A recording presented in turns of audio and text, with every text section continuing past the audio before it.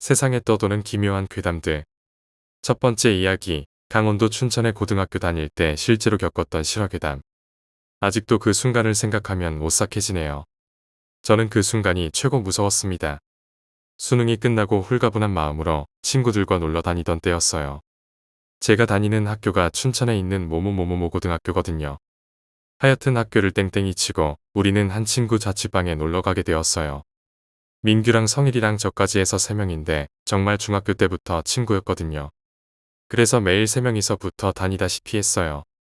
하여튼 그날따라 할 일도 없고 해서 민규의 자취방에 놀러가서 무흐한 비디오를 심층 분석 및 토론하려고 비디오를 빌려서 보는 중에 민규랑 성일이랑 말다툼을 하더라고요. 매일 둘이 티격태격 싸우는 터라 저는 그냥 비디오나 보고 있었는데 둘이 싸우는 게 점점 거칠어지는 거였어요. 안 되겠다 싶어서 중간에서 싸움을 말리는 최고 좋은 방법이 담배를 하나씩 물게 하는 거였거든요. 그래서 전 얼른 담배를 사러 슈퍼를 갔다가 돌아왔는데 이미 일이 터진 거예요. 민규가 박하스병으로 성일이의 눈을 때려서 성일이는 한쪽 눈을 부여잡고 미친 듯이 소리를 질렀어요. 성일이는 몇 달 병원 신세를 지고 퇴원했지만 이미 한쪽 눈을 실명한 상태였어요. 양쪽 부모님은 법정 공방으로 엄청 싸우고 있는 중이었고요. 그러던 어느 날 병으로 때린 민규가 성일이를 찾아와서는 무릎을 꿇고 미안하다고 하는 것이었어요. 솔직히 저 같으면 사과를 안 받아주겠지만 성일이 너무 알았다고 괜찮다고 그러는 거였어요. 그러면서 성일이 표정은 알 수 없는 그런 표정이었어요. 정말 한 번도 본 적 없는. 시간이 지나고 3명은 전처럼 자주 어울렸지만 성일이의 표정은 가끔씩 이상하게 변하곤 했어요. 눈 때문인가 보다 했죠. 그렇게 한 달이 지났을까 성일이가 그랬어요. 민규네 집에 가서 놀자고. 솔직히 저희 둘은 마음이 편치 못했죠. 눈을 다친 곳인데 자꾸 가자고 하니 할 수 없이 갔지요. 가서 늘 그런 것처럼 담배도 피우고 야동도 보고 비디오도 보고 채팅도 좀 하고 그러다가 성일이가 그러더군요. 눈 때문에 술 못 마신 지 너무 오래돼서 마시고 싶다고요. 우리도 마시고 싶던 터라 술을 사가지고 자취방에 다시 들어왔어요. 3명이서 술을 계속 마시다가 점점 술이 취하고 그러다 보니 민규가 성일이한테 울면서 미안하다고 그러고 원래 술 취하면 이성보다는 감성이 앞서잖아요. 저는 중간에서 술이 끊기지 않게 계속 마시는 중이었고 아마 그때 3명이서 오랜 시간 동안 참 많이도 마셨어요. 그러다 언제 잠이 들었는지도 모르게 잠이 들었어요. 몇 시간쯤 지났을까 비명소리가 나더라고요. 비명소리 비슷한. 그 비명소리가 술을 마셔서 그런지 꿈처럼 느껴지는 거예요. 그래서 한참을 누워있다가 눈을 떴는데 정말 심장이 멎어버리는 것 같았어요. 말도 안 나오고 몸이 움직여지지도 않더라고요. 뭐랄까 몸이 이빨이며 다리가 미친 듯이 떨리더라고요. 왜냐하면 눈을 떴을 때 성일이가 자고 있는 민규 옆에 다가가서 눈을 젓가락으로 찌르고 있었어요. 아니, 눈에 젓가락이 꽂혀 있더라고요. 그 순간에 가서 말려야 한다는 생각보다 도망가야 한다는 생각이 앞섰지만 몸이 움직여지지 않는 거였어요. 그래서 자는 척하려고 눈을 다시 감으려고 해도 눈도 감기지 않았어요. 그 순간 고개도 돌리지 못하고 눈도 감지 못한 상태에서 지켜보고 있었어요. 몇 분쯤 지났나 저에겐 몇 시간이 지난 것 같아요. 민규가 비명을 지르다가 갑자기 멈추더라고요.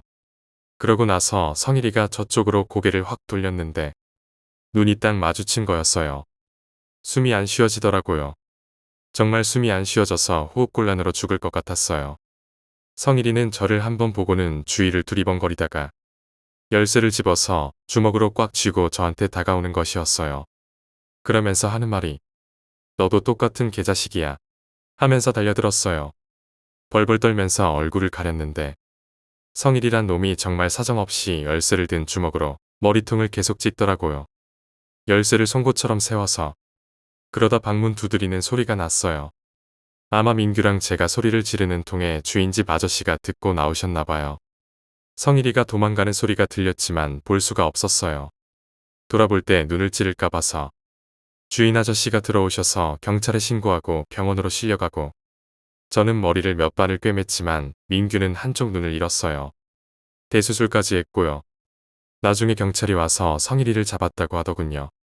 그러고 나서 그 경찰이 성일이가 눈을 다치고 난 후부터 일기 같은 걸 써놓았는데 우리를 죽일 계획을 잡아놓았더라고 하더라고요.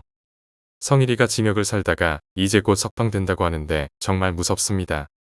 두 번째 이야기, 가위에서 벗어나는 방법. 저는 잠자리가 바뀌면 항상 가위에 눌려왔습니다. 예전에 군에 있을 때, 전술훈련 나갔을 때의 일입니다. 내가 가위에 눌려 누군가 보이지 않는 무언가가 나의 흉부를 압박하고 있었습니다. 답답한 마음에 잠을 깨려고 했으나 몸이 말을 듣지 않았습니다.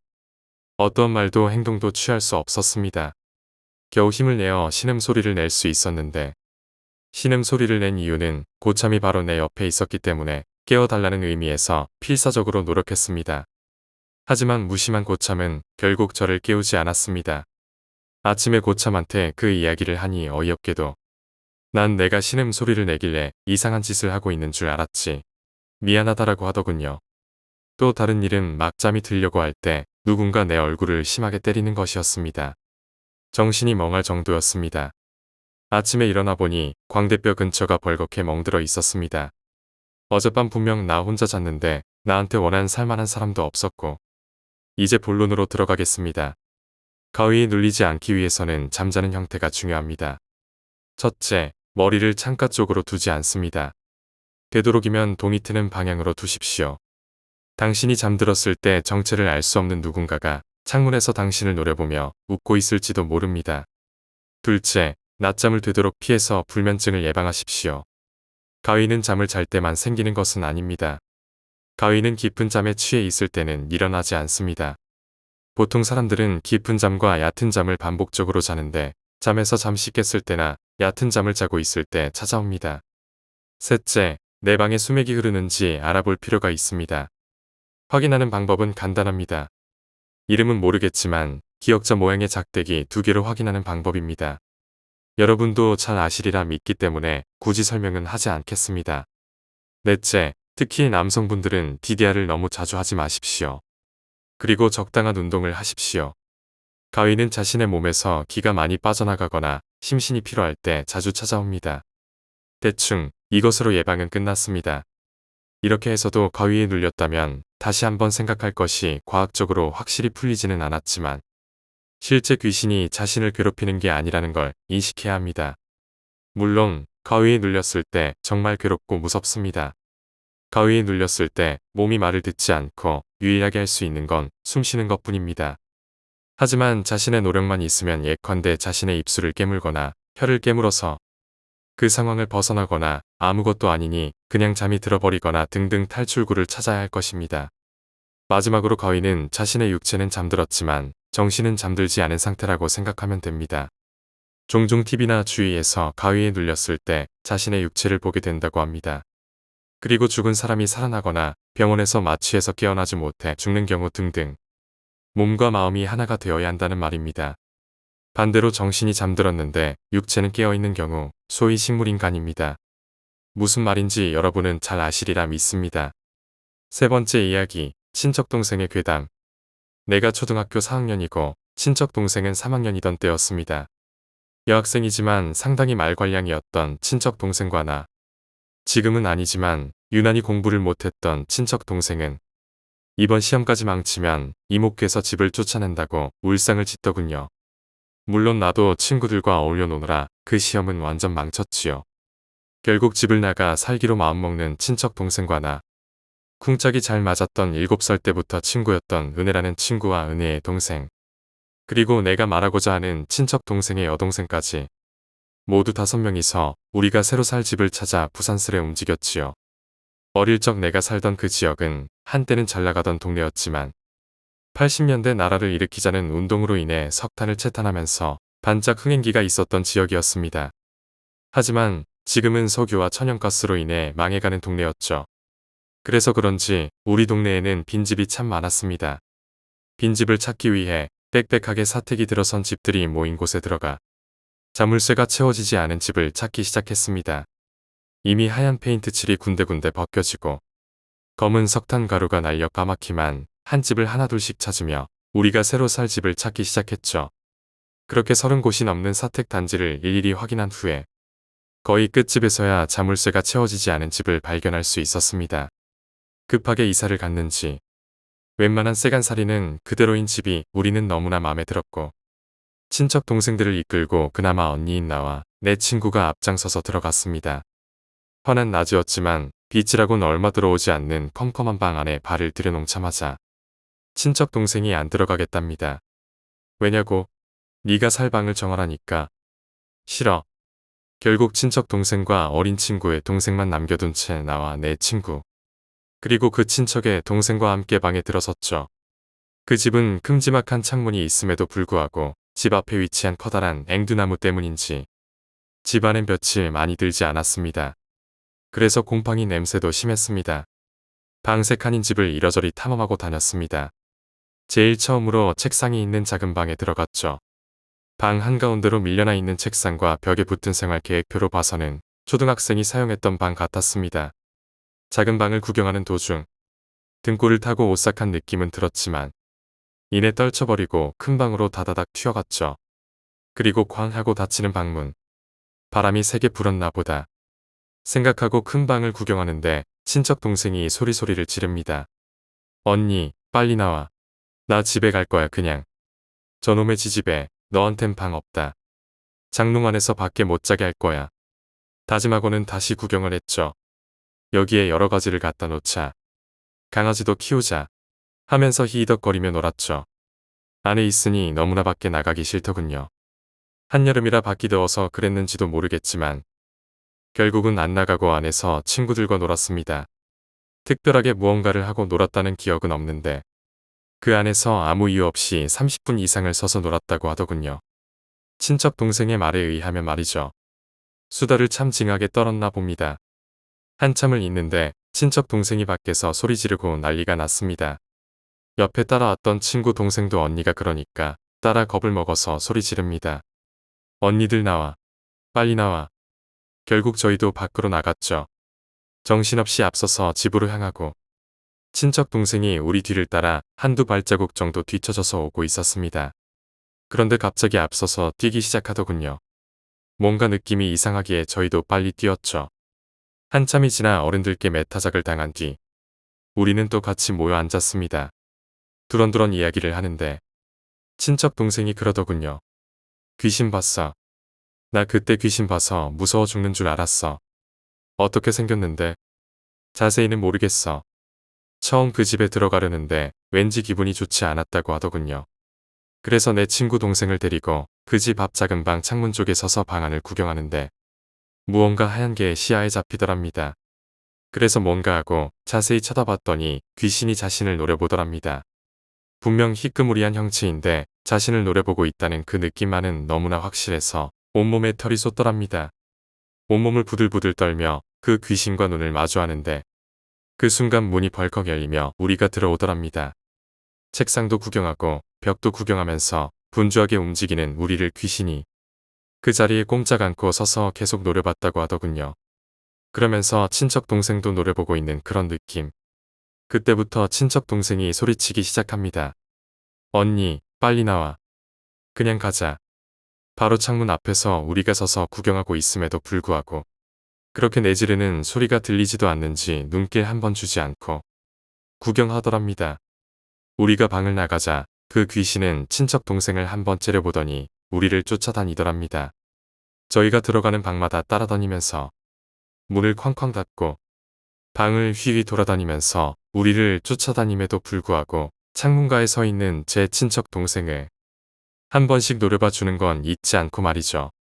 그렇게 한 번씩 귀신이 자신을 노려볼 때마다 친척 동생은 계속 소리를 질렀답니다. 이제 그만 나오라고. 그럼에도 불구하고 저희는 나올 생각도 하지 않았죠. 분명 나오라는 소리를 들었지만 정말 나가기는 싫었습니다. 정말 나가기 귀찮더군요. 그때가 저희가 한참 30분가량 수다를 떨 때였습니다. 창문 밖으로 안을 들여다보는데 저희가 움직이는 기미는 없고 시간이 지날 때마다 귀신이 창문 앞에 와서 서 있는데 그 시간 간격이 점점 좁아지면서 귀신이 슬며시 웃고 있다는 느낌이 들더래요. 얼굴이 확연히 보이는 것도 아닌데 자신을 노려보고 웃는 모습은 확실히 알 수 있었다고 하더군요. 그런 지경까지 오니 제 친척 동생이 완전히 난리가 난 거죠. 악을 쓰면서 저희를 불러냈습니다. 결국 저희도 요놈의 지집에 혼내줄 각오로 얼른 뛰쳐나왔죠. 물론 오싹한 기분도 느꼈었고요. 그렇게 앞장서서 집을 벗어나 가는데 제 친척 동생이 갑자기 뒤에서 쫓아오다가 갑자기 앞으로 뛰어나갔다고 하지 않았습니까? 그 이유가 뒤통수에 누군가 쳐다보고 있다는 느낌이 들어 뒤를 돌아봤더니 귀신이 제 친척 동생을 쳐다보며 웃다가 갑자기 표정을 굳히고 노려보는데 그 순간 문이 쾅 닫혔다고 하더군요. 집이 울릴 만큼 쾅 하는 소리가 나며 다시는 이 집에 발도 들여놓지 말라는 듯 말이죠. 얼어붙은 제 친척 동생이 볼 수 있는 그 창문 안에서 한참을 부유하듯 떠다녔다고 합니다. 네 번째 이야기, 수련회 교관의 실화괴담. 저희 사촌형은 수련회 교관입니다. 5월 하순경에 여중에서 수련회를 왔다고 합니다.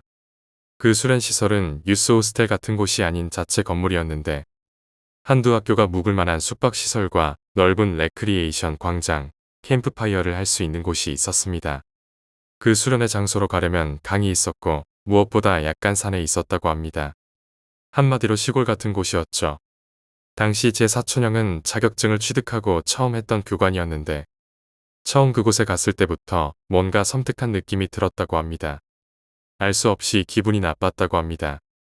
여학생들이 도착하자 낮에 소지품 검사와 숙소 배정을 하고 하루 일정이 지나갔습니다. 밤이 깊어지고 어두워질 무렵 수련회 간부 최고 참자가 무서운 이야기를 해주었다고 합니다. 몇 년 전 이맘때쯤 이곳에 왔던 여학생 하나가 강에 빠져 죽은 적이 있어. 여중생들은 믿지 않는 분위기였지만 고참은 진지하게 얘기했습니다. 그 여학생은 실종되었는데 찾다 못 찾고 학교가 돌아간 후에야 강 하류 쪽에서 온몸이 퉁퉁 부은 채로 발견되었어. 형도 처음에는 무서운 얘기를 잘하시네 하며 듣다가 조금은 무섭다는 생각이 들었다고 합니다. 여중생들은 새하얗게 질려서 아무 말도 못하고 있었다고 합니다. 완전히 어두워진 후 형과 교관들은 담력 체험 코스를 마련했다고 합니다. 수련회장을 한 바퀴 도는 간단한 것이었지만 산골이라서 분위기가 압권이었다고 합니다. 여중생들은 너무 무섭다고 하여 2명당 한 조로 계획했던 것을 4명당 한 조로 변경했다고 합니다. 그때까지만 해도 형은 여중생들을 어떻게 놀려줄까 신이 났다고 합니다. 형은 검은 옷에 갓을 쓰고 저승사자 분장을 하고 가는 길목에 숨어 있었습니다. 어두운 산골에 혼자 귀신 복장을 하고 숨어 있으니 처음에는 신났던 형도 점점 두려워지기 시작했다고 합니다. 다행히 선두에 있던 1, 2조는 금방 형이 있는 곳으로 와서 살짝 놀라게 했다고 합니다. 그런데 그 다음 조가 너무 늦었다고 합니다. 아마도 귀신을 보고 너무 놀라 지체되나 보다 싶어서 그냥 앉아 있었는데 그만 잠이 들었다고 합니다. 얼마나 잤는지는 모르겠고 간부들이 서로 위치 확인을 위해 손전등을 살짝 비췄는데 저 멀리서 불빛이 보이길래 아직 안 끝났구나 싶어서 계속 서 있었답니다. 한 1, 2분쯤 지났을까 가만히 보니 길 옆에 한 여중생이 앉아 있더라고요. 그래서 형은 너무 무서워서 따로 일행과 떨어졌나 싶어서 울고 있는 것 같아 데려다 주려고 다가갔는데 덩치가 좀 큰 여학생이었답니다. 일으켜 주려고 하는 찰나 그 여학생이 뒤를 돌아봤는데 얼굴이 퉁퉁 불어있고 온몸이 물에 젖어 있었다고 합니다. 눈에는 흰자밖에 없고 덩치가 커 보였던 것도 몸이 물에 불어서였다고 합니다. 형은 놀라 소리치며 도망쳤답니다. 다행히 뒤따라오지는 않았지만 숨을 헐떡이며 교관 숙소로 가보니 이미 늦은 새벽 시간이고 교관들은 놀라며 물었습니다. 너 어디 있었어? 담력 체험 끝나고도 안 보여서 날 밝으면 찾으려고 숙소로 들어와 있었어. 나중에 형이 알게 된 사실이지만 그 수련시설 측에서 그 귀신이 가끔 목격된다고 했습니다. 그래서 해마다 제사를 지내주고 형이 보았던 불빛은 제사 지내던 향불이었다고 합니다. 5번째 이야기, 센서 괴담. 조금은 기이했던 일에 관한 이야기입니다. 혹시 움직이는 물체가 있으면 자동으로 불이 켜지는 현관 센서 아시나요? 이번에는 저희 집 센서에 대해 이야기해볼까 합니다. 하루는 집에서 저랑 엄마랑 둘이서 TV를 보고 있었습니다. 그날은 토요일이라 TV에서 영화를 하고 있었죠. 그날은 저희 집에 남자가 없었습니다. 아빠는 출장 중이었고 오빠는 친구들과 약속이 있어서 나갔었죠. 영화를 시청하다가 저는 갈증을 느끼고 부엌으로 갔습니다.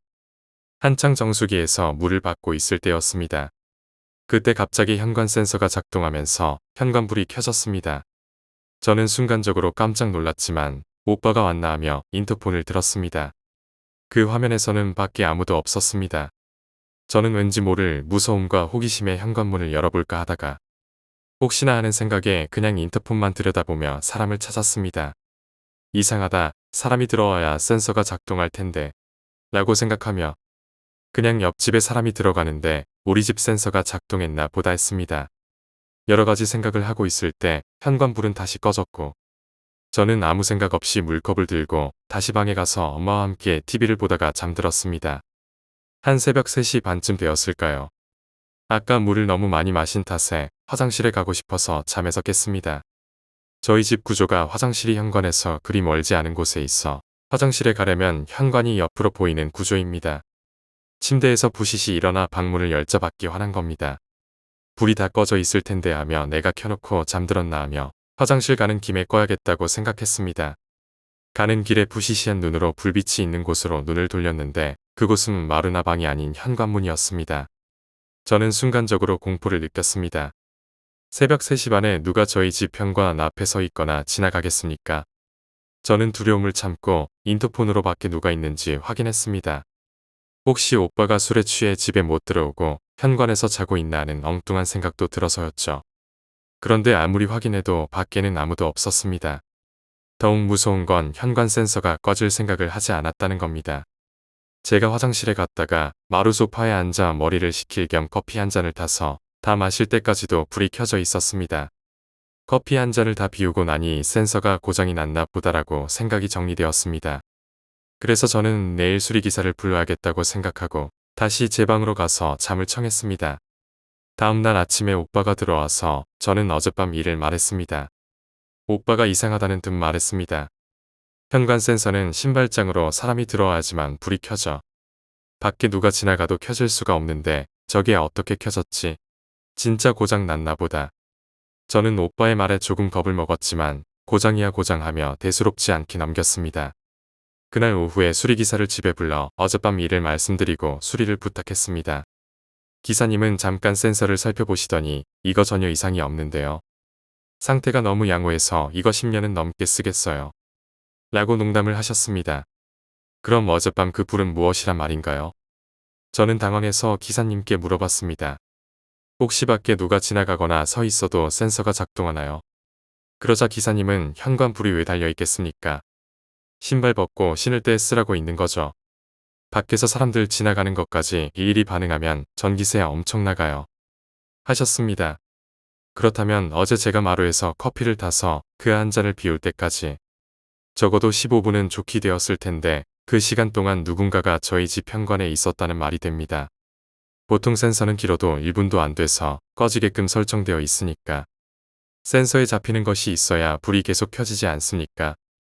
그 후 저는 그때의 공포감에 한동안 현관 센서를 수동으로 켜고 끄며 다녔고 지금은 아예 수동으로 켜고 끄는 버릇이 생겼습니다.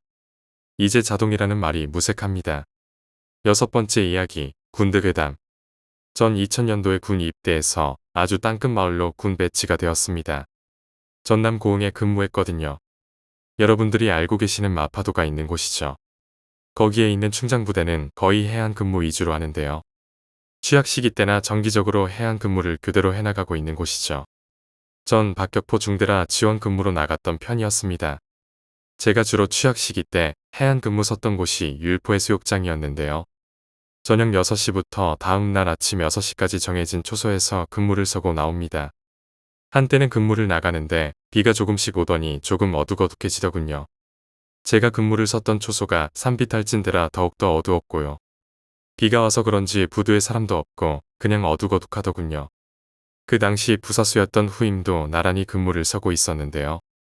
비가 와서 초소 안에서 근무를 서고 있는데 초소창에 어느 이상한 물체가 지나가더군요. 깜짝 놀라서 밖으로 뛰쳐나와서 암구호를 외쳤습니다. 그 물체는 분명히 노인이었습니다.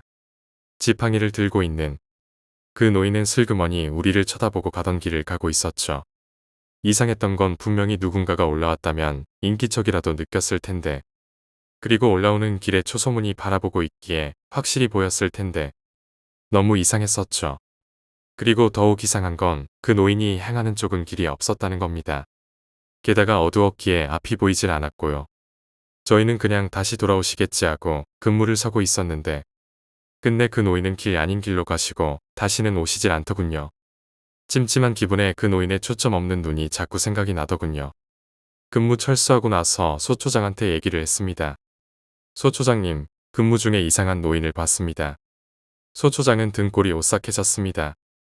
그 노인 자주 오는 분이야. 그리고 사람이 아니야. 혹시 오면 반갑게 인사나 하라고. 얘기는 이렇습니다. 제가 근무 섰던 초소엔 취사장이 있는데, 즉 그 노인이 걷던 방향에 취사장이 있는 곳이었답니다. 아직 전 그곳을 못 들어가 봤지만 붓게 잠겨져 있고 낮에도 유난히 이상하게 어두웠던 곳이었죠. 6개월 전까지는 그 취사장은 사용되고 있었던 곳이었는데 자식들에게 버림받던 어느 노인분이 낮 2시쯤에 그 취사장에 가서 목을 매달아 자살했다는 것입니다. 그 후로는 취사장을 폐쇄시키고 굽게 닫아놨었던 거죠. 그 이후로 가끔씩 초소에 근무 서면 노인이 쓱 하고 그냥 지나가는 걸 목격했다고 합니다. 절대로 도로 나온 적이 없고요. 후임병과 저는 다시 생각해보면 그 노인 다리가 보인 적이 없더군요. 그래서 인기척을 못 느꼈나 봐요. 전 그 후로도 그런 사실을 알고도 거기서 근무를 섰습니다. 솔직히 지금 생각해보면 제가 무슨 정신으로 근무를 섰나 생각도 되고요. 아직도 그 노인의 슬픈 눈동자가 생각나네요. 7번째 이야기, 귀신 본 날. 귀신이라고는 본 적도 없었고 절대로 귀신은 믿지 않았습니다. 그 당시 여름방학이라 친구 4명과 함께 밀양으로 3박 4일 여행을 떠났습니다. 물도 맑고 별로 깊은 곳도 없어 수영을 못하는 저로서는 이만한 여행지도 없다고 생각했습니다.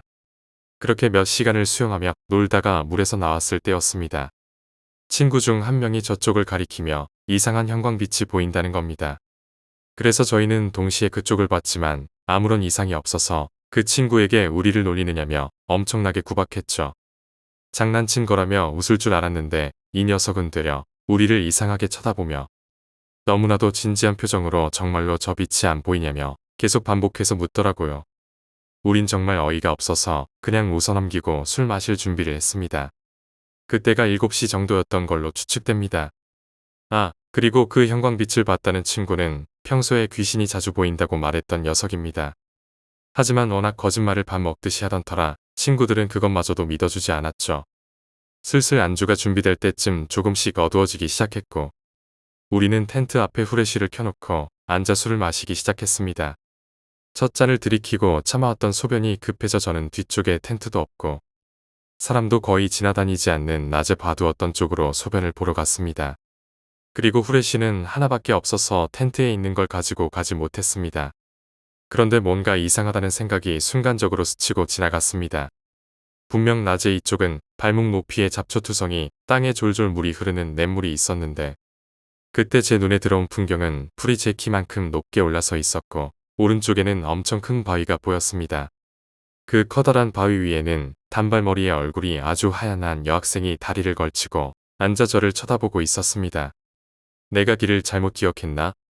어차피 앞으로만 걸었으니까 돌아갈 때도 뒤돌아서 똑바로 걸어가면 우리 텐트가 보일 거야. 이렇게 생각하고 소변을 보려다가 여학생이 쳐다보고 있었지. 그래서 왼쪽으로 한 20m 정도 걸었습니다. 다시 바지 지퍼를 내리려는 순간 그대로 얼어버리고 말았습니다. 대낮에도 친구의 얼굴을 잘 알아보지 못하는데 안경도 끼지 않았고 그 깜깜한 밤에 여학생의 얼굴이 너무나도 또렷하게 보였기 때문이죠. 너무 놀라 고개를 돌려왔던 길을 봤습니다. 그때 심장이 멎는 것 같았습니다. 분명히 20m 정도를 반대쪽으로 걸어왔는데 고개를 들어 앞을 봤을 때 제 눈에는 처음 봤던 그대로 제 키만큼 높이 솟은 풀과 커다란 바위. 날 쳐다보는 단발머리의 얼굴이 하얀 여학생이 보였습니다. 이걸 본 순간부터 몇 분간의 기억이 떠오르지 않습니다. 어느 순간 갑자기 팔이 흔들렸고 다시 제 시야에 들어온 것은 낮에 봤던 그 낮은 잡초가 있는 모습이었습니다. 친구가 저의 팔을 흔들어 제가 정신을 차린 것이죠. 친구가 왜 그렇게 뭐에 홀린 사람처럼 앞으로 걸어가느냐면서 저를 이상하게 보더라고요. 제가 기억하지 못하는 몇 분 동안은 즉 홀려서 그 여학생을 따라갔다는 말이 됩니다. 친구의 손을 잡고 정말 우리 텐트가 있는 곳으로 미친 듯이 뛰었습니다. 눈에서는 눈물이, 코에서는 콧물이 얼굴을 뒤덮었고 저는 울면서 뛰었습니다. 텐트에 도착해서 식은땀은 비 오듯 흐르고 몸은 심하게 떨렸습니다. 말도 제대로 나오지 않았습니다. 친구의 얘기로는 소변 보러 바로 뒤편에 간 놈이 하도 오지 않아서 가봤더니 제가 손을 앞으로 뻗은 채로 뭘 잡으려는 듯이 흐느적거리며 천천히 앞으로 걸어가고 있더랍니다. 그래서 저의 팔을 흔들었더니 마치 최면에서 깨어난 듯한 표정으로 친구 손을 잡고 뛰었다고 하더군요.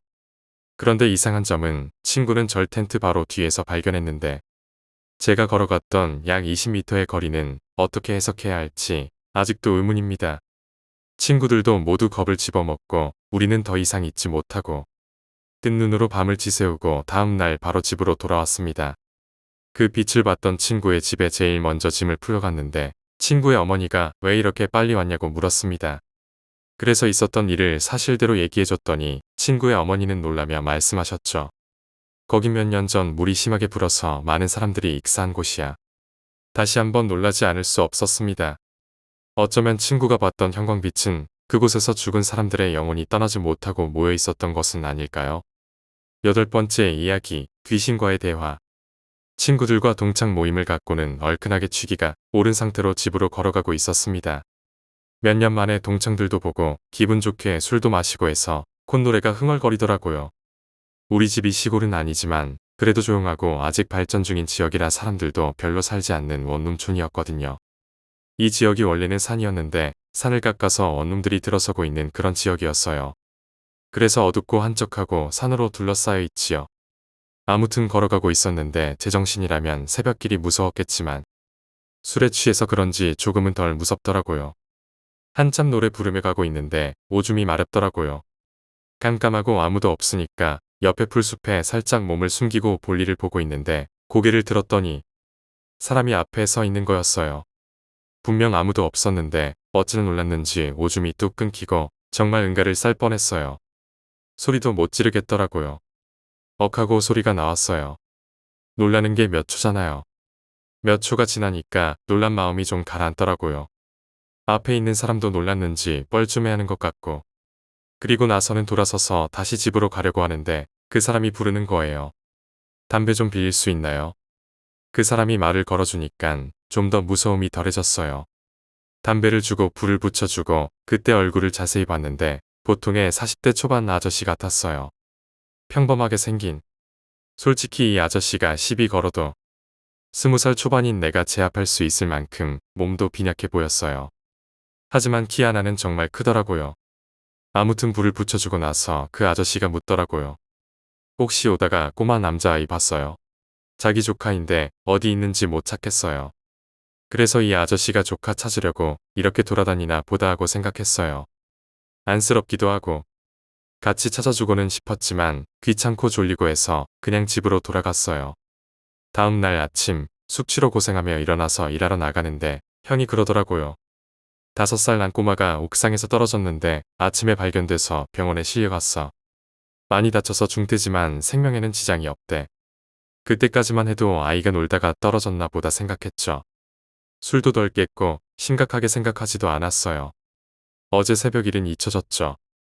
그러고 일하러 나가서 퇴근할 무렵에 누나한테서 연락이 왔어요. 지금 빨리 뉴스 좀 봐. 우리 동네가 나온다. 그래서 뉴스를 틀고 보는데 정말 뭐라 그럴까. 온몸에 선인장처럼 닭살이 돋는다고 할까. 뉴스 내용에 우리 동네가 나오고 40살 된 남성이 나무에 목을 매단 채 자살을 했다는 거였어요. 그리고 그 사체의 조카는 옥상에서 떨어져 중태고요. 모든 게 맞아 돌아가는 거예요. 조카를 옥상에서 떨어뜨려 죽은 줄 알고선 죄책감과 두려움에 산해서 목을 매달랐구나 하고 솔직히 너무 무서웠어요. 자살하기 직전에 사람이랑 대화를 했다는 것도 대화를 했던 장소도 자살했던 장소여서 너무 무섭더라고요. 그리고 나서 집에 와서 가족들이랑 대화를 하는 도중에 난 다시 한번 놀라서 소리까지 지르고 울고 정말 난리가 났었어요. 왜냐하면 그 아저씨가 목을 매단 날이 내가 본 날보다 하루 전이었고 아저씨의 키 또한 그리 크지 않았다고 했어요. 그럼 나는 아저씨가 나무에 목을 매단 채 대화를 나눴던 걸까요? 아니면 누군가 강제로 그 아저씨를 자살로 꾸미고 그 누군가와 대화를 주고받은 것일까요?